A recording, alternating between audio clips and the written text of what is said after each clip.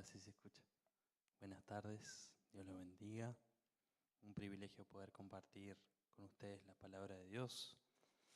Como habrán visto o habrán escuchado o podrán escuchar ahora, estoy un poco engripado, así que por momentos me voy a transformar un poco en Eros Ramazzotti o va a aparecer el gallo Claudio.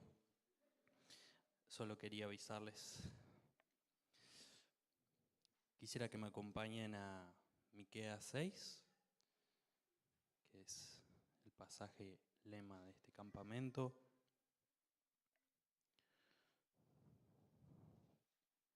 Vamos a leer desde el versículo 1, Miqueas 6:1.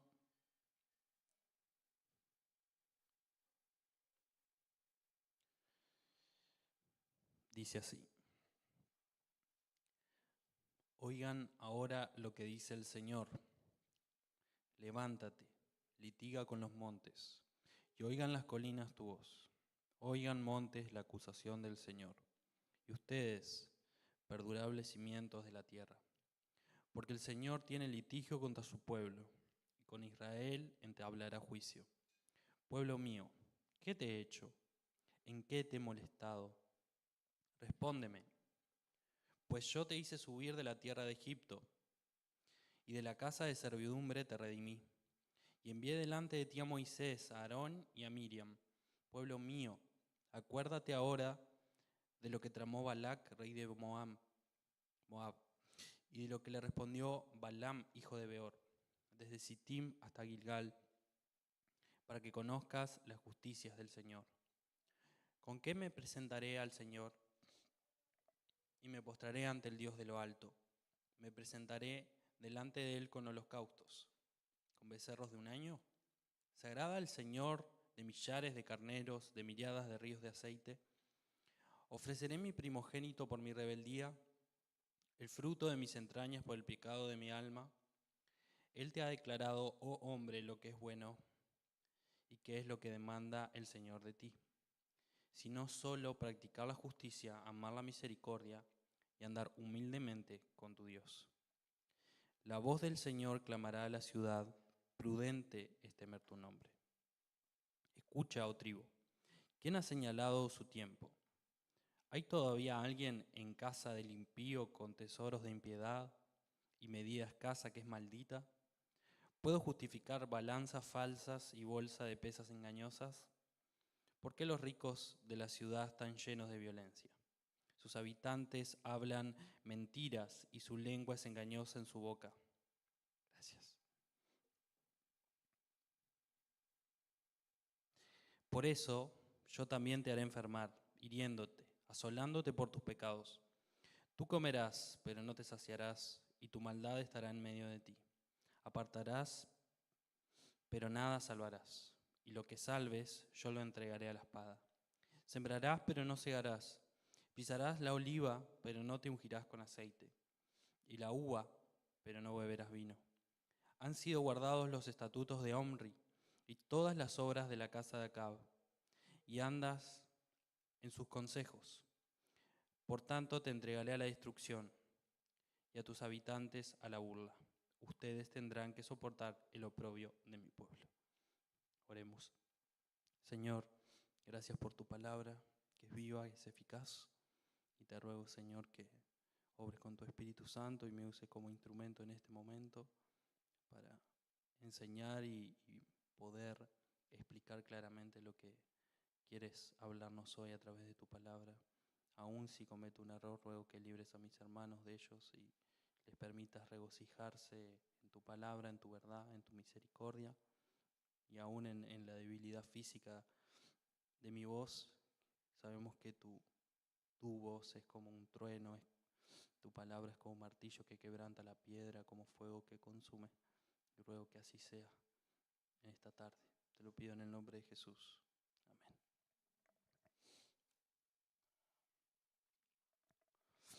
En la conocida película La Sociedad de la Nieve, se nos cuenta la historia de la tragedia de los Andes, donde un grupo de jugadores de rugby, junto a amigos, familiares, hacen un viaje para jugar un partido en Chile.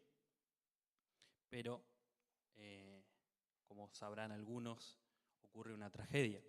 Esta película es contada desde la perspectiva de varios de ellos, pero hay uno que predomina que se llama Numa, y él es uno de los fallecidos. Según relata el film, Numa fue clave como pocos de los sobrevivientes y al final no pudo lograr sobrevivir. Sin embargo, la película muestra como varias veces él fue clave para la supervivencia de aquellos que pudieron lograr salir de allí. Dentro de las cosas que muestra la película hay un momento en que, después de que algunos van pasando sus altos y bajos, hay un momento donde parece que hay esperanza y alegría y ocurre algo terrible y es que una luz cae sobre ellos y quedan atrapados.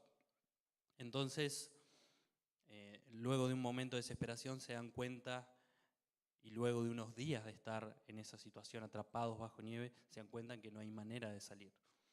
Entonces Numa, en una desesperación, intenta sacarlos, y en esa desesperación, aún sin fuerzas, sin comida, sin medicamentos, enfermos, intenta y lucha, tanto que logra romper un vidrio del avión destrozado que quedaba sepultado bajo la nieve y logra que todo salga.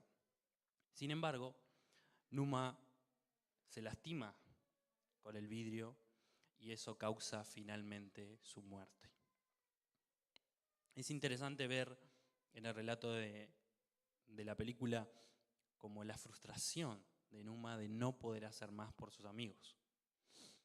Pero es interesante también ver cómo se nos relata este personaje, obviamente bajo los ojos de la película y de la ficción, que él se ve feliz por haber dado la vida por sus amigos. Incluso cuando muere, tiene una nota en sus manos que decía: nadie tiene amor más grande que el que da la vida por sus amigos. Y esa nota es una paráfrasis de Juan 15:13, pasaje donde Jesús, previamente a ser crucificado, le dice a los discípulos, les declara la amistad que siente por ellos. Y obviamente, aunque no sabemos exactamente si esto fue lo que ocurrió en realidad, porque es una película, y tampoco sabemos realmente cuál es la creencia o cuál fue la creencia de Numa respecto a las palabras de Jesús, sí tenemos el ejemplo de Jesús. Y el ejemplo de Jesús nos enseña que Él da la vida por sus amigos. Y no solo eso, si vamos a Romanos, vamos a encontrar en capítulo 5, versículo 8 al 10, que Él muere por pecadores, por enemigos de Dios. No solo muere por los que son sus amigos en ese momento, sus discípulos, y por los que habrían de ser sus amigos, sino que habían sido enemigos de Dios. Entonces, la idea de este versículo de Miqueas 6:8 trae implícito el concepto de morir por amor a otros. Y eso es lo que a grandes rasgos está tratando de hacer Miqueas acá, reclamar al pueblo eso.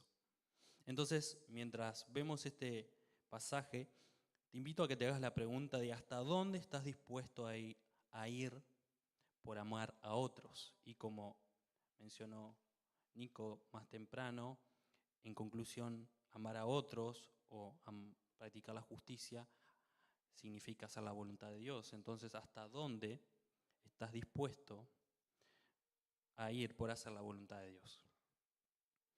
Entonces, sin embargo, no está tan claro, al menos a mi punto de vista, decir, bueno, ¿cómo llegamos a la conclusión de que amar la misericordia significa morir? ¿No? ¿Cómo llegamos a esa idea? Y para eso tenemos que hacer un camino, y de ahí partimos un poco del contexto. Sé que Nico habló un poco de esto, así que no quiero extenderme demasiado, pero básicamente recordemos que Miqueas es un libro de los profetas menores. Se llaman profetas menores porque son libros más cortos de alguna manera, y si bien los conocemos todos separados por nombre, originalmente están todos juntos. Y la idea de estos 12 libros es que el Israel post-exilio pueda recordar de cómo llegó al exilio y cuál es la esperanza que hay después del exilio. Entonces hay una compilación de todo lo que dijeron los profetas, de las advertencias, de las exhortaciones, de las profecías.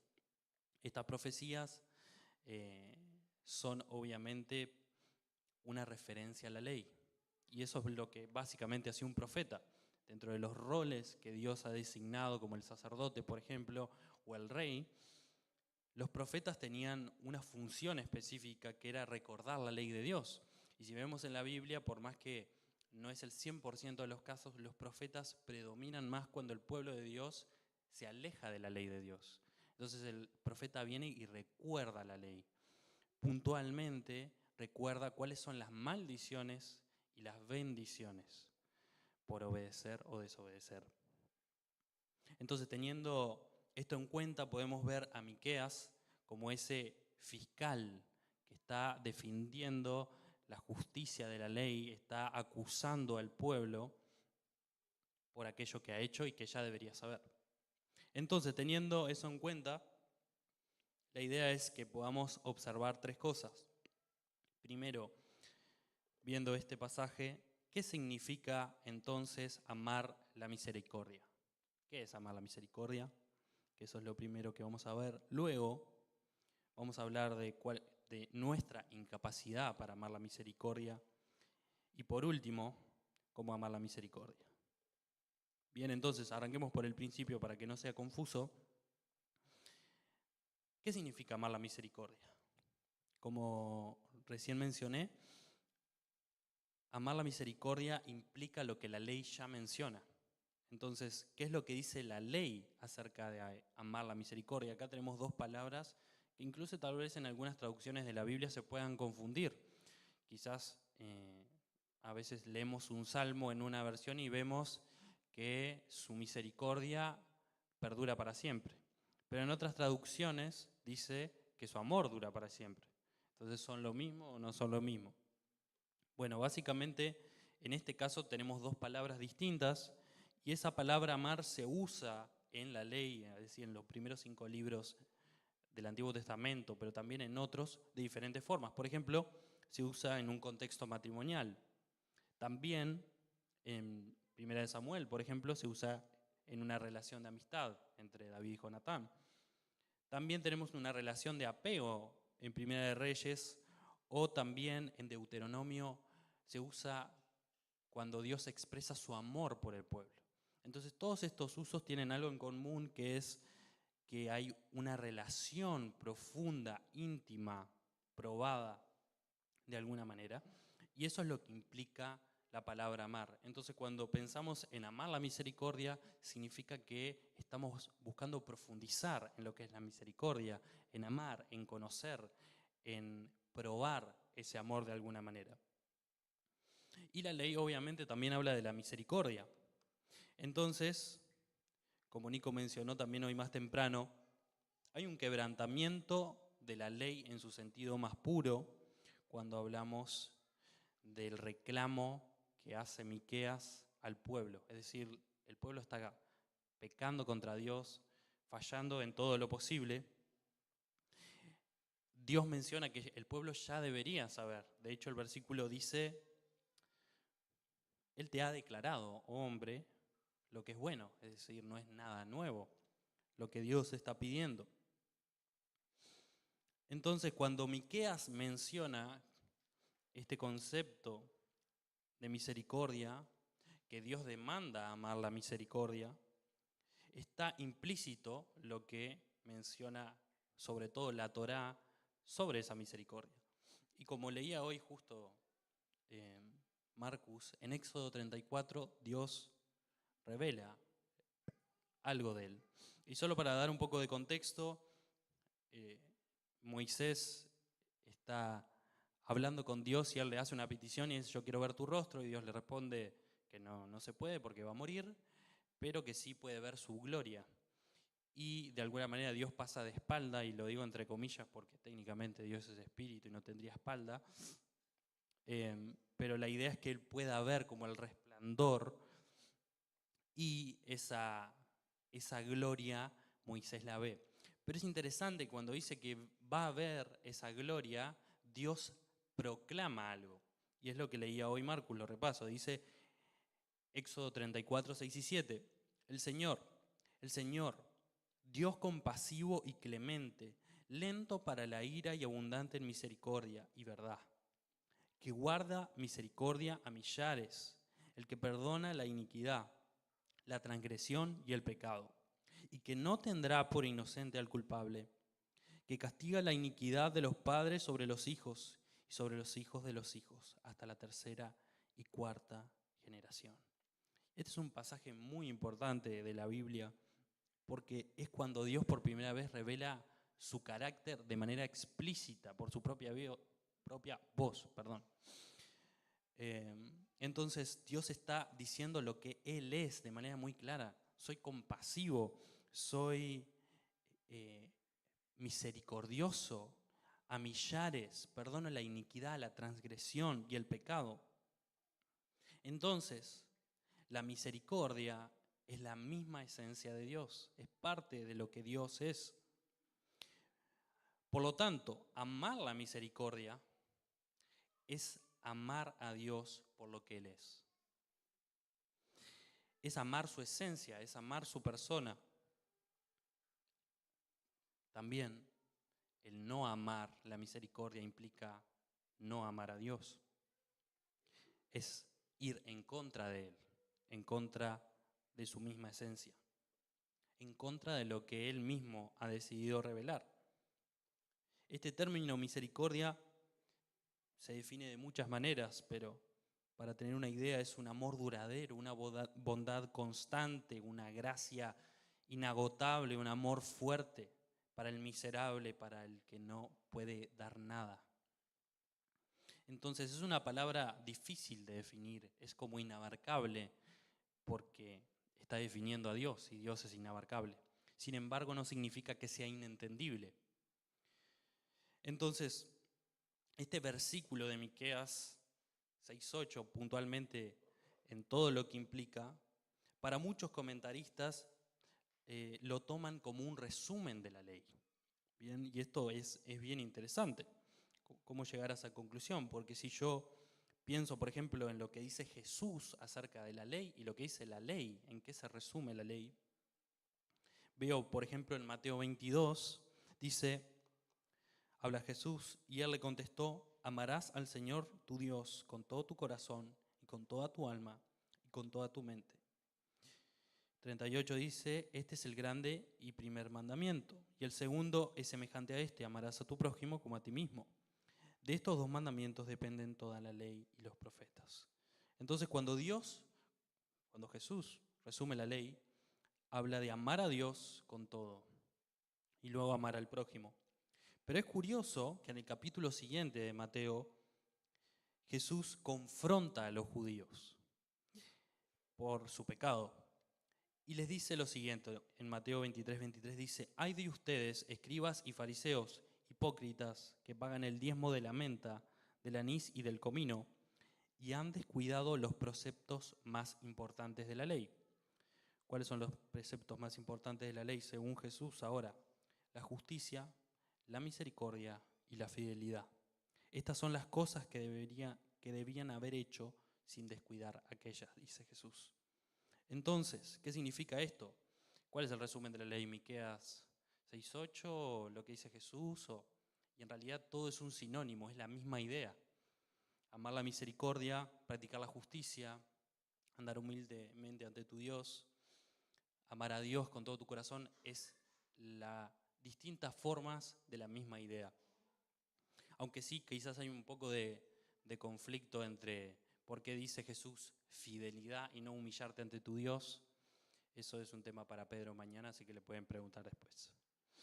Entonces, según un teólogo, hablando de la misericordia que se llama Benjamin Barfield, dice algo interesante de Jesús, quien sabemos que es la imagen de Dios. Él escribe sobre la vida emocional de Jesús y él habla que la compasión es la emoción más predominante de Jesús en todos los evangelios. Es lo que más se menciona, que Jesús tuvo compasión. La segunda son emociones que refieren a la indignación o la ira de Jesús. Y si bien es cierto que la compasión no es exactamente misericordia, ni que la indignación ira, en Éxodo 34 hay como una idea, una mezcla de palabras que buscan definir a Dios o que Dios nos comunica para que nosotros lo podamos entender. Entonces, sin embargo, Él dice que la compasión tiene como fundamento la misericordia de Dios. Tanto lo cree que dice que la misericordia divina ha sido definida como la perfección esencial de Dios, por la cual Él se compadece y alivia las miserias de sus criaturas. Por lo tanto, la misericordia es algo que debe ser parte de la vida de aquel que dice amar a Dios, de aquellos que decimos seguir a Jesús. El Evangelio es el fundamento y está fundamentado en una obra perfecta de la que brotan ríos de misericordia. No amar la misericordia es ir en contra del Evangelio. Entonces, avancemos al siguiente punto en relación a lo que mencioné recién. ¿Qué pasa con el pueblo de Dios acá, ¿no? Es decir, acá nos encontramos con una acusación. No hay un lugar al arrepentimiento. Y es interesante ver, por ejemplo, lo que dice el versículo 13. Por eso yo también te haré enfermar, hiriéndote, asolándote por tus pecados. Tú comerás, pero no te saciarás, y tu maldad estará en medio de ti. Apartarás, pero nada salvarás, y lo que salves yo lo entregaré a la espada. Y sigue. Entonces, es interesante ver cómo no parece haber una oportunidad de arrepentimiento, sino simplemente una sentencia, ¿no?, de lo que va a pasar, ¿no? O sea, es decir, lo que Dios ha dictado para el pueblo en ese momento, que todo eso que está diciendo es el exilio, Israel va a ser expulsado y va a ir a Babilonia, todo eso es algo inevitable. Y es lo que Dios está diciendo.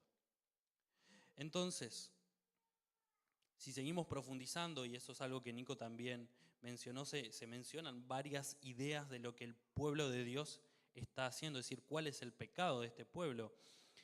Se menciona, por ejemplo, el pecado de Omri y Acab en este capítulo, que eran reyes idólatras. Además, no solo eran idólatras, sino que perseguían a aquellos fieles. Entonces, esto es algo muy parecido a lo que ocurre con los fariseos, con Jesús. Personas religiosas, personas que buscaban agradar a Dios, pero en realidad terminaron crucificando al Mesías. Algo que parece totalmente contradictorio y que es contradictorio. Entonces, Nico también mencionó, por ejemplo, la idea de entregar a los hijos al fuego. Y como bien él dijo, ¿cómo podemos pensar en un Dios misericordioso y conciliarlo con la idea de entregarlo a los hijos y quemarlos, ¿no? Pensemos en lo que implica esa idea, en la de dar a otro por beneficio personal y no ni siquiera la idea de brindarse uno mismo. Y esto estaba obviamente llegando a todos en Israel. Quizás algunos no lo hacían como el rey Acaz, que es uno de los reyes que menciona Miqueas, durante los que él profetiza. Él adoraba a este dios Moloc, al que se le entregaban los niños para quemarlos, pero tal vez el pueblo de Israel estaba tan confundido, desconocía tanto a Dios que ya no sabía diferenciar entre qué es acercarme a Dios, sacrificar a mi hijo, bueno, no importa, ¿qué tengo que hacer? Total, para mantenerlo contento, tranquilo. Entonces, todas estas ideas están alejadas de lo que es el carácter de Dios. Todas estas ideas están totalmente apartadas de la esencia de Dios. Entonces, en esto nos podemos preguntar, ¿qué es lo que hizo Dios? En vez de pedir hijos, Él dio a su Hijo, y su Hijo se entregó voluntariamente, a Jesús a morir por los pecados de pecadores, desinteresados y faltos de misericordia. Entonces te pregunto, ¿amás la misericordia o le estás dando a Dios tal vez lo que te sobra, como el pueblo? Tal vez ellos pensaban en dar miriadas y millares de carneros, pero algo como que simplemente tenían y ya está. Quizás no estás pensando en entregar a tu hijo, pero conoces a Dios, refleja su carácter. ¿Te interesa a Dios realmente? ¿O te podés acercar a Él tal vez por deseos egoístas? ¿Estás dispuesto a que otros sacrifiquen lo suyo mientras no sea un estorbo para tus planes? ¿Qué dirían las personas que están alrededor tuyo? ¿En tu hogar? ¿En tu familia? ¿Tus hijos? ¿Tu esposa? ¿Tu esposo? ¿Tus compañeros de trabajo, del liceo, de la facultad? ¿Qué dicen las personas cuando visitan la iglesia o comparten un campamento? ¿Te describirían como una persona misericordiosa? ¿O dirían que tal vez solo reflejas la ira de Dios o la justicia de Dios? Claramente, si la justicia y la ira no vienen acompañadas de la misericordia, no son como la ira y la justicia de Dios, sino son falsas copias que nos hacemos para hacer nuestra voluntad. Si puedes ver tu falta de misericordia, si el Espíritu Santo te está mostrando tu falta de amor, de gracia, de compasión, lamentablemente no estás solo. Y digo lamentablemente porque yo también muchas veces soy falto de misericordia. También elijo reflejar los atributos de Dios que a mí más me convienen. Y eso evidencia nuestra capacidad, tu capacidad, mi incapacidad de cumplir con las demandas de Dios. La misma evidencia que se nos da en Miqueas. El pueblo busca formas, pero realmente no quiere, no desea, no es capaz. Entonces, ¿cómo podemos resolverlo? ¿Cómo podemos llegar a amar la misericordia, que es el último punto que vamos a ver? ¿Cómo podemos amar la misericordia si somos incapaces para hacerlo? Entonces, ¿qué solución queda? ¿Hay alguna esperanza? Claro que sí, claro que sí. Quizás estás pensando si estás más que de camino a la esperanza, de camino a la destrucción, como el pueblo de Israel cuando te haces estas preguntas. Quizás incluso te puedes preguntar cómo puede Dios demandar misericordia cuando uno es incapaz de hacerlo. Bueno, lo primero es que Dios es Dios, Él puede pedir lo que quiera, ¿no? Pero también Dios va a pedir lo bueno porque es bueno. Dios va a pedir misericordia porque Él refleja y da misericordia. Y brota de Él mismo. Dios, como leímos, quiere bendecirnos. Y nos guiará y nos guía a través de su palabra. Además, Dios en su infinita misericordia ha provisto la solución. Dios ya conoce nuestra incapacidad, conoce nuestro pecado, sabe que vamos a fallar. No es al azar que Él nos recuerde que es lleno de compasión, de misericordia, lento para la ira, perdonador de nuestros pecados, y esta no es la excepción. A pesar de la destrucción justa que va a venir sobre el pueblo por su pecado, es decir, el pueblo de Israel, Miqueas hace algo muy interesante, que es rodear este capítulo 6 con ciertas ideas. Y las podemos ver en el capítulo 4, en el capítulo 5 y en el capítulo 7. Solo voy a leer unas partecitas para que no sea muy largo. Pero, por ejemplo, en el capítulo 4, él menciona esto. Dice, en aquel día, está hablando de un día especial, en aquel día, declara el Señor, reuniré a la coja y recogeré a la perseguida, a la que yo había maltratado. Haré de la coja un remanente y de la perseguida una nación fuerte. Y el Señor reinará sobre ellos en el monte de Sión, desde ahora y para siempre.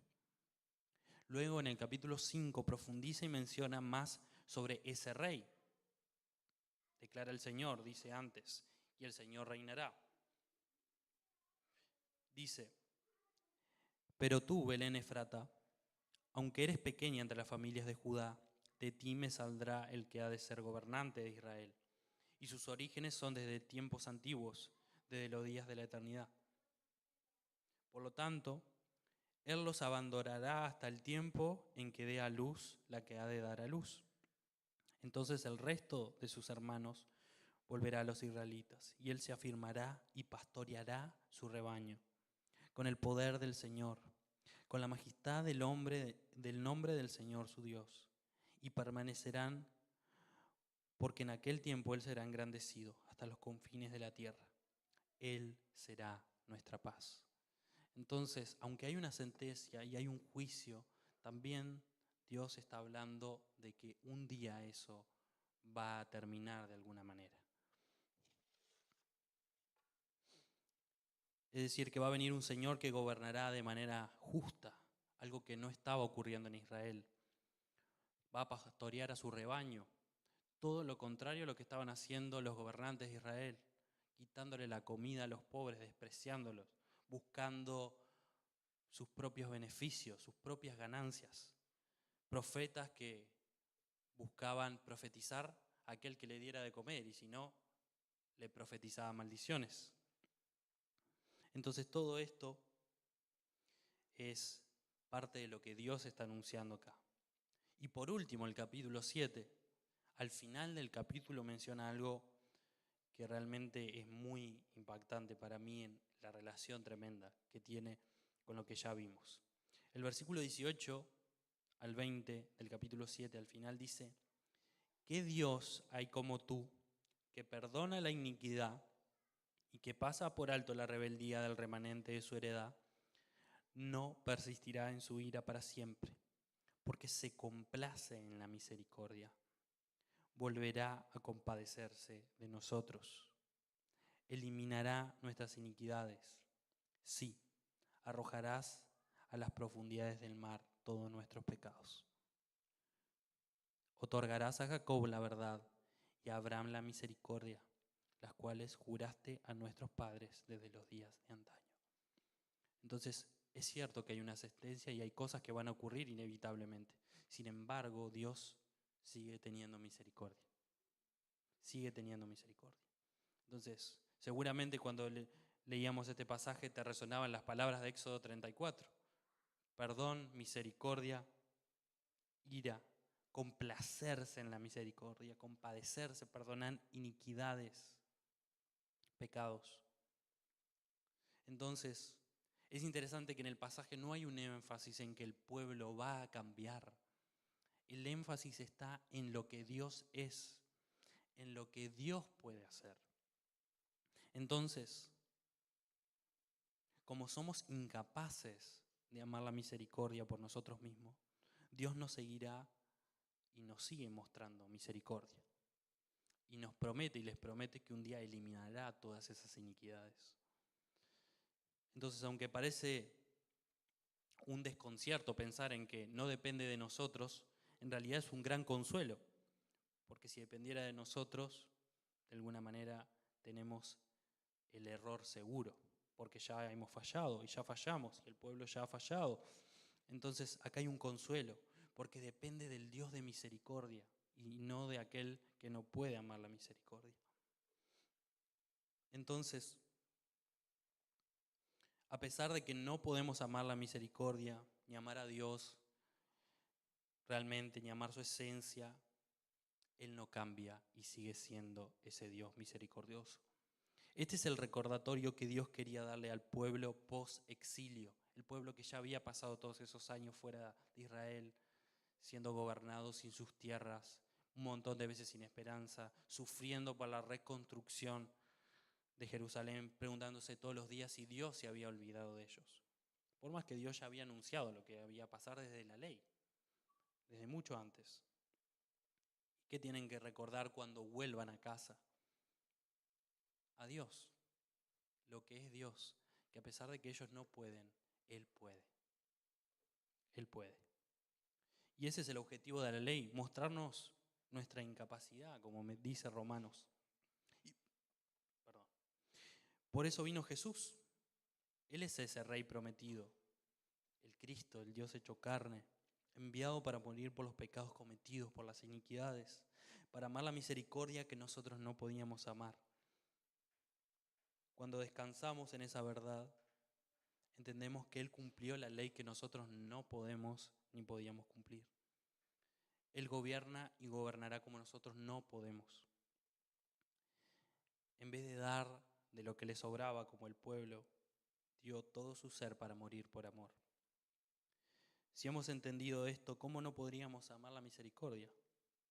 Si realmente entendemos lo que Jesús hizo, cómo Jesús ha muerto en una cruz por los enemigos para convertirnos en amigos, cómo ha vencido la muerte resucitando para que no tengamos que morir para siempre como merecemos, ¿cómo no podemos perdonar y darnos por otros? Incluso morir, como de alguna manera lo hizo Numa en la Sociedad de la Nieve, tratando de dar su vida.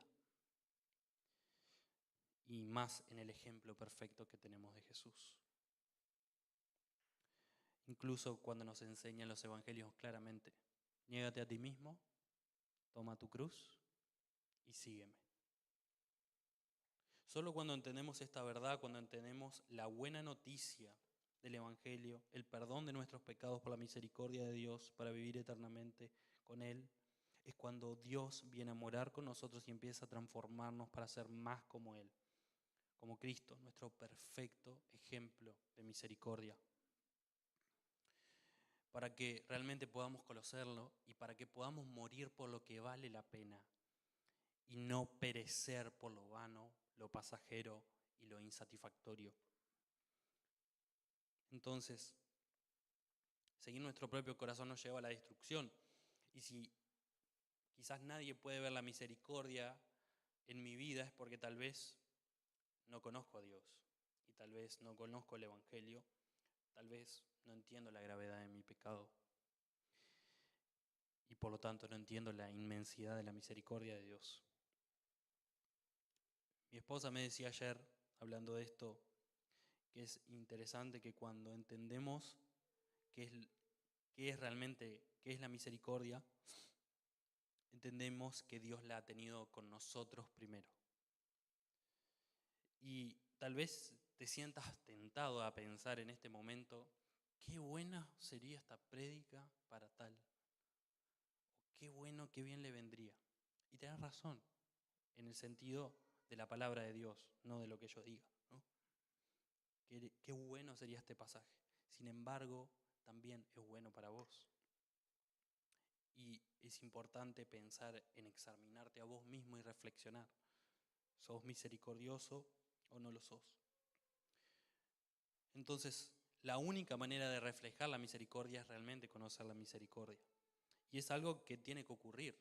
No se trata solamente de lo que Dios hace, sino que necesariamente lo que Dios hace produce algo en nosotros. Si tenés esa convicción de pecado, recibí el consuelo de Dios de que Él está dispuesto a perdonar, a amar, a transformar tu vida para siempre, para que puedas ser misericordioso. Deja de confiar en tu humanidad y confía en la obra de Cristo. Y solamente para terminar es importante recordar eso. Va a dar fruto conocer a Dios.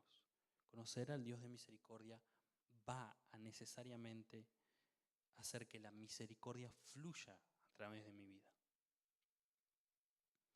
Entonces, si no sos creyente o la primera vez que escuchás algo así, o tal vez sos creyente o crees que estás asistiendo a una iglesia y tal vez pensás, no estoy seguro, acércate a Dios y pedile a Dios que te perdone por tu falta de misericordia, corre a sus brazos compasivos, llenos de amor, pedile que te perdone, arrepentite de esa forma de vivir. Pero si sos un cristiano comprometido, pero ves que estás fallando en esto, la respuesta es la misma. Corre a Dios, corre al Dios de misericordia. Y solo para pensar en algo práctico, hay formas en las que Dios nos muestra esa misericordia. Y bueno, una es la lectura de la palabra que nos revela al Dios de misericordia. Otra es la oración, al hablar, confesar, agradecer, alabar al Dios de misericordia. Y por último, quizás sea bueno preguntarle a las personas de tu alrededor, tu familia, amigos, líderes, referentes. ¿Ven la misericordia de Dios en tu vida? Quizás sea algo abrumador de hacer al principio, pero seguro Dios te va a mostrar misericordia al hacerlo. Quizás puedas hablar directamente con un anciano o un referente para que te puedan ayudar y saber cómo hacerlo. Dios es grande en misericordia. No querer entenderla y practicarla cada vez más es rechazar el cielo, ya que allí habita el Dios compasivo y misericordioso. Pero amarla más es amar más a Dios, que es aquel con el que vamos a compartir la perfecta eternidad llena de gozo y de gracia para siempre. Oremos.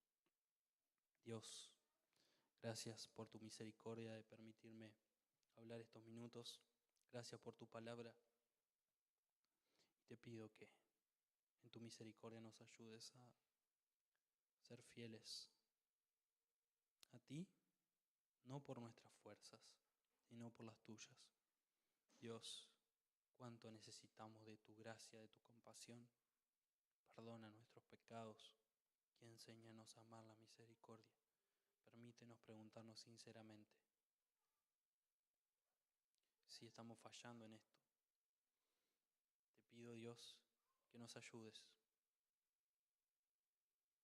Como dice el salmista, tú sabes, Señor, que somos barro, pero rogamos, Dios, que en tu misericordia nos llenes y que broten ríos para tu gloria.